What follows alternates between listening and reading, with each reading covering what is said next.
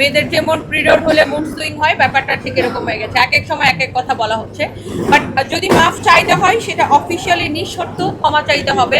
এবং ধরেন জামাতে ইসলামের যিনি প্রধান, উনি একবার এক কথা বলছেন, আবার ওনার দলের বিভিন্ন নেতারা, এই যে আমি মেনশন করে দিলাম যে সাতক্ষীরার একজন সংসদ সদস্য, এক এক সময় ওনারা এক একজন এক এক কথা বলছেন। তো নারী বিদ্বেষী বক্তব্য কিন্তু থামছে না। এবং যে সাইবার বুলিং এর যে বিষয়টা, আমরা প্রত্যেকটা নারী কিন্তু বলতে পারবো যে আমরা প্রত্যেকেই কিন্তু সাইবার বুলিং এর কি পরিমাণ সাইবার বুলিং এর সম্মুখীন হই। এবং কারোর ধরেন রাজনৈতিক মতাদর্শ ভিন্ন হইতে পারে, তার মানে এই না যে ফেক আইডি দিয়ে তাদের কি পরিমাণ কত লক্ষ ফেক আইডি আছে সেটা সরকারের খতিয়ে দেখা উচিত, যে তারা কি পরিমাণ, যেটার কারণে মানুষ আসলে তাদেরকে বট বাহিনী বলে।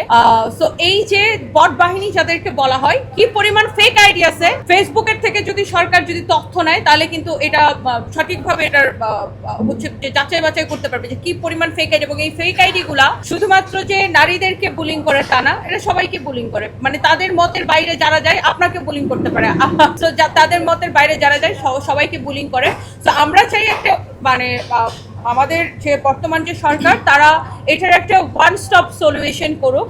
যে যেমন ধরেন আপনার বর্তমান সময়ে আপনি একটা সাইবার বুলিং এর শিকার হলে, সেটা যেই হোক, একটা পুরুষ হোক একজন মহিলা হোক, আপনি থানায় গেলে থানা কিন্তু এখন মামলা নিচ্ছে না। থানা বলবে আপনাকে কোর্ট দেখাবে, আপনি কোর্টে যাবেন, কোর্টে যে মামলা করতে আপনি জানেন যে কোর্টের প্রসেসিং কিরকম, লেন্দি প্রসেসিং। তারপরে সেখান থেকে আবার সেটাকে তদন্ত দিবে, আসামিকে গ্রেফতার করানো কিন্তু এত সহজ বিষয় না। তো আমরা চাই এইটার একটা কঠিন আইন হোক এবং এটা একটা ওয়ান স্টপ সলিউশন আসুক, কারণ এটা বাংলাদেশে একটা বড় একটা ব্যাধি হয়ে গেছে এখন।